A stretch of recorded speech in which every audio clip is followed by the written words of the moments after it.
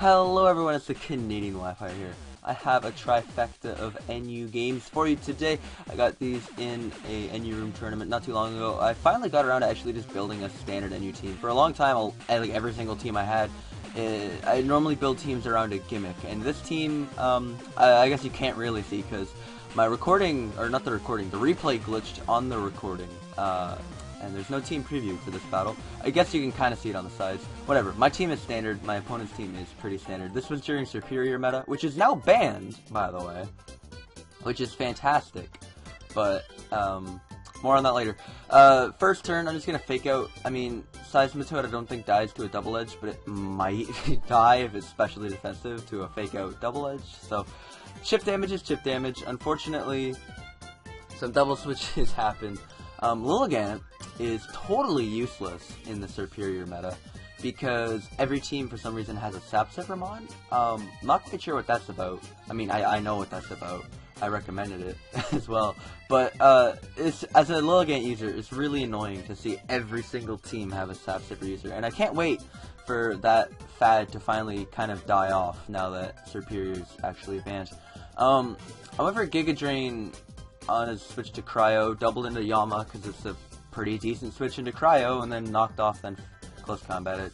His Steelix dies. I sacked Lilligant here, and just, I don't know why I did, but I had an inkling that his Boufflant was banded. I honestly don't know why. But I went into Mesprit to test it. He switches right out instead of going for head charge, which kind of confirms it for me. At this point, I reveal the fact that I am bullshit piece of shit Mesprit. I realized when I made this team, I had 5 Mons, and I'm like, wow, I need Stealth Rock and a fighting switch in. Looks like physically defensive Mesprit is my guy, and I decided to run T-Wave Zen Headbutt to be a complete douche about it, and it just so happened to work out really nicely there, as I Paraflinch a Cryogonal to death and get to keep my rocks. Might as well T-Wave one more thing. I don't know whether I just Healing Wish here. I do. And now I just can kill myself, whatever, and go right back out in the Kangaskhan. Get a nice fresh Kangaskhan and can go for more adamant Silk Scarf double edges and, you know, just kind of fuck shit up sideways. Mesprit is chilling here. I'm kind of disappointed at that damage output. I know Mesprit has 85, 105 bulk, but still, I mean, I don't know. I figured it would do around 80, not 60. And then Seismitoad comes in, and it just clean takes 92 or whatever % that was. So that's a very cute, specially defensive Seismitoad you have there. I didn't know Kangaskhan was that powerful, but I'm very glad that it is. Malamar's chilling here. I know that he's banded Boufflant, and I know that the fact that he brought it in kind of proves that he has Mega Horn. Also, the fact that you have a Boufflant in Malamar meta kind of tells you that you should have Mega Horn. Like, you need it. Malamar's a threat. So, I just didn't know whether he's going to be fast Boufflant or not. I figured there's no real reason to switch out, and it turns out he's not running fast Boufflant. So, Steelix at this point is going to be able to clean up the game, because Steelix is a bulky piece of shit. Super centralizing in NU, but, what can you do? Also, I've never actually seen Steelix before in the 3D models. I always had X and Y sprites turned on. Or, sorry, black-white sprites turned on. So I never actually saw Steelix's 3D model until, recording these replays. And my god, like, they could have at least found a sprite where the metal makes a complete revolution around its neck. It's not a complete, perfect looped GIF, and it really aggravates me that, like, you can see the metal, like, switching back and forth and, like, clipping.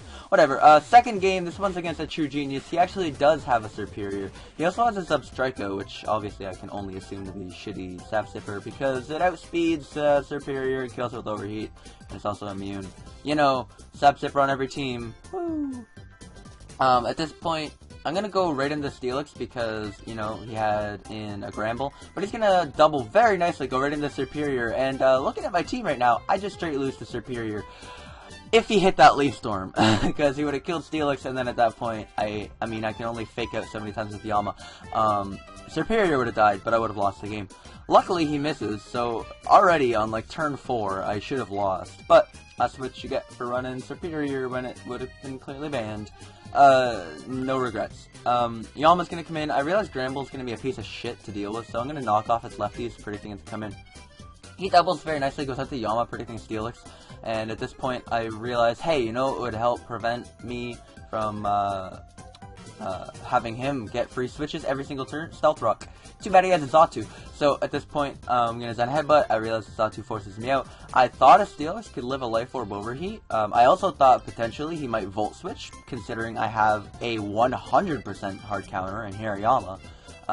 Like, whatever. I guess he has a hard counter in Gramble, and, you know, just mind games and fucking throwing off moves that do 10% to each other. Why not? At this point, Yama's the switch in. Unfortunately, he predicts that quite nicely. Malamar took a Signal Beam there, and it's important to note that was a -2 Life Orb Signal Beam.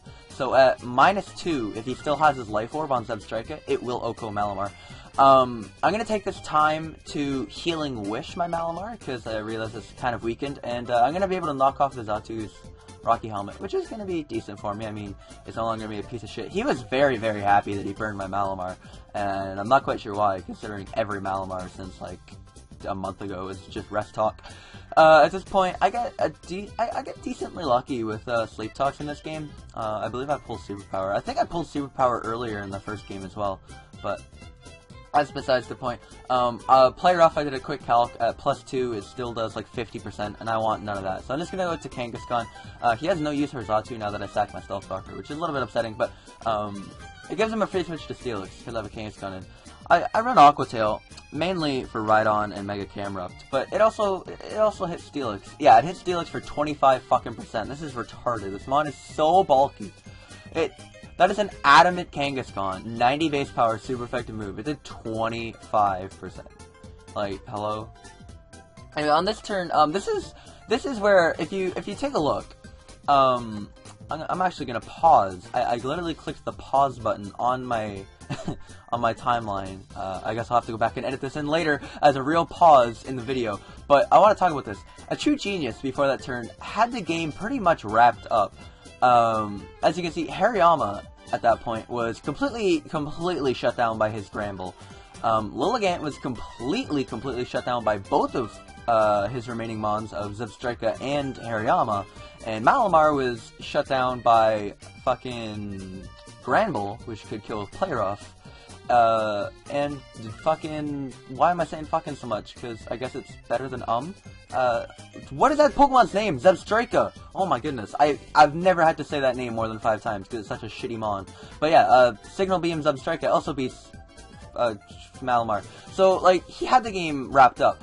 I go for Giga Drain with Lilligant in case he wants to overpredict and stay in, and he actually does stay in, which is the beginning of his downfall.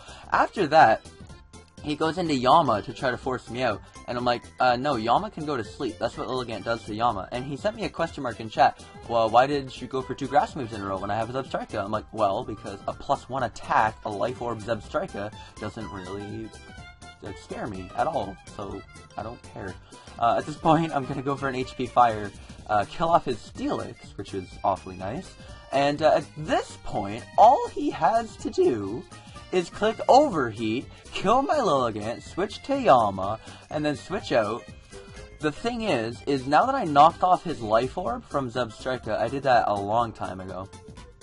Now that I knocked off his Life Orb, the neutral, no Life Orb Signal Beam wouldn't be an OHKO on Spit of Malamar. It would only do about 80%, which means I think I had the game at that point, but it's just more choking from a true genius's side, where if he clicked Overheat and then switched out, you know, he would have a better chance, because I believe Signal Beam would kill from 78%. But, you know, I'll take the win. Definitely kind of shows that if you just play some mind games with your Lilligant and have a Sepramon, you can win the game. But double switches in that game were plentiful. I didn't narrate it very well, and I apologize for that. But Malamar is a threat, and Steelix is retarded. That's really all that game has to show. Here is the last game, made it to the finals. It became immediately clear from team preview. This is going to be a short team preview, because there's really, all you have to say is that Vileplume walls my team. I mean, look at my team. I even have Zen Headbutt Mesprit. I don't even have Psychic on it. So, I'm going to lead with Mesprit. I think, assuming the Hariyama or his own Mesprit lead, we'd either exchange rocks, or I could T-Wave Zen Headbutt this Hariyama. I opt for T-Wave because I want to try to hack my way through the game. I mean, T-Waves on turn 1, it's always somewhat useful at least, because, you know, what kind of hacks you get later on, you'll never know. It might be game-changing, it might be nothing. So So, I do end up getting rocks, so on his switch out to Camerupt, I switch to Yama, because it's my only switch into Camerupt, as he just opts for rocks. Switches to Plume on my close combat. The crit tells me that it's offensive Plume, or at least more offensive than normal, because normally a crit close combat wouldn't do 40% to Vile Plume, it would do like 25. So, at this point, I switch in Steelix, because it's really my only switch into this damn thing, and of course I get put to sleep, which is really, really upsetting. It becomes very apparent that I don't really have a way to take on this Vile Plume. My choice here between Zen Headbutt and risking a Para or something dumb, or risking Effect Spore in general, and just Healing Wish, sack my thing, heal up Steelix. I make a horrible misplay here. I was in call with Canadian, and he's like, oh yeah, go to Malamar, you set up on it. I'm like, yeah, I suppose. And then he tells me to rest, because I'm going to live the Moonblast and rest. No, you outspeed first, you should have superpowered. So there was a nice little bit of choking that basically cost my Malamar half its HP for no reason, and put itself to sleep, which you'll see later actually comes into play pretty big. I should have just healed up Steelix and started clicking Heavy Slam over and over and over. It only does 45 to 50, and he does have his Black Sludge still, I believe. I guess I'll see at the end of this turn if he still has it. Yeah, he does. So it's not a 2-hit KO, but I can at least put pressure on him. He only has 8 Moonlights, and I do have Rest Talk. I do have 24 Heavy Slams or something ridiculous. So I'll eventually be able to break through him. Steelix just chilling here, gonna pull a rest. Not great. I also lost my fighting type switch in rather early on, so basically every time he gets a free switch to Yama, I get to pick a fodder. This time it's going to be Hariyama, because I realize as long as he has fucking Vileplume around, I'm going to be doing absolutely next to nothing. He does go into Vileplume, which is actually kind of nice for me, because I'm going to be able to knock off its Black Sludge, so screw your passive recovery, I don't like you. He's gonna be chilling at 42% this turn, and I'm like, oh hey, look what actually really runs through his team right now.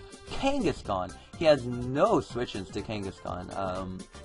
I mean, he has a couple checks. Mesprit can threaten me out, and Sneasel can obviously come in and low kick or ice punch or knock off or whatever, but nothing really can switch into a double edge. Absolutely not. At this point, like I said, if my Malamar was not at 50% and asleep, I would have easily been able to set up on T-Bolt, Life Orb, Mesprit.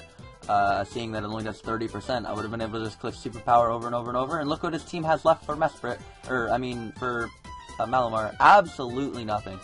So, a little bit upsetting that I made that misplay earlier on that cost me my Malamar, because once he lost Yama, Jesus, I am just naming random Pokemon, I swear to God, this narration must be confusing as hell to watch.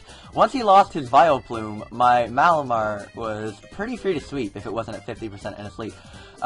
He ends up healing wishing his Hariyama, and is going to be able to end up taking out my Steelix 1v1, which is upsetting because that was the only thing I had for Sneasel. But I'm going to be able to come in, take out his Yama with Fake Out. He switches in his Camerupt, which is a huge mistake. I don't think he realized that Aqua Tail, which is just a free kill for me. And at this point in the game, because obviously Kangaskhan cannot take on Sneasel at all, 1v1. What I had remaining on my team, which was a low health Kangaskhan and a Lilligant, cannot take on a full health Sneasel. My only chance was that he was like Mystic Water or something weird, and I'd be able to sleep his Gator DD in his, or Quiver Dance in his face. And then Giga Drain, and I think that was my only chance of winning. But he was Lum anyway, the Sleep Powder Mist didn't even matter. It was a close battle. I hope you guys enjoyed this one though. 3 NU kind of standardish games. Malamar, why am I swear, I'm so bad at this. You know, after playing NU since May, when it came out, so almost 8 or 9 months now, you think I'd be able to name off the Pokemon of the tier, and not just be naming random Mons when I try to open my mouth, but whatever. What I was trying to say there, Serperior, it's finally gone, which is nice, because maybe Sapsipper Mons won't be on every team anymore, you don't have to even think about it in team building. It was stupidly centralizing, and I'm glad that it's gone. It's also being suspect tested in RU, which I find pretty funny, and apparently it's stupid there as well. And of course in UU, it's not that good at all. So kind of a sad tale for Serperior. Very short-lived reign over competitive Pokemon. If it does end up getting banned in RU, because it will be banned in PU, NU, and RU, the tiers where it was actually useful, and the tiers where it's something more than mediocre in UU and OU will be the only tiers that is allowed. Obviously, it's not that great in UU, considering every single team in the tier is required to have a Crobat. It's actually the law. And it can just outspeed and kill with Brave Bird every single time. So once again, a very convenient check that fits on every team. Sorry, GG Serperior. Anyway, enough rambling from me. Holy crap! I hope you guys enjoyed this one. 3 NU battles, just kind of standard things. Looking towards getting into more other stuff kind of soon. Hopefully, once again, mentioned this before, but shit is the hands are tied. Until then, I hope you guys appreciate the Showdown content coming your way. Hope you guys enjoyed this one as well. If you did, a rating would be much appreciated, and I hope to see you all next time. Take it easy, guys. Have a good day. See you later. Peace out.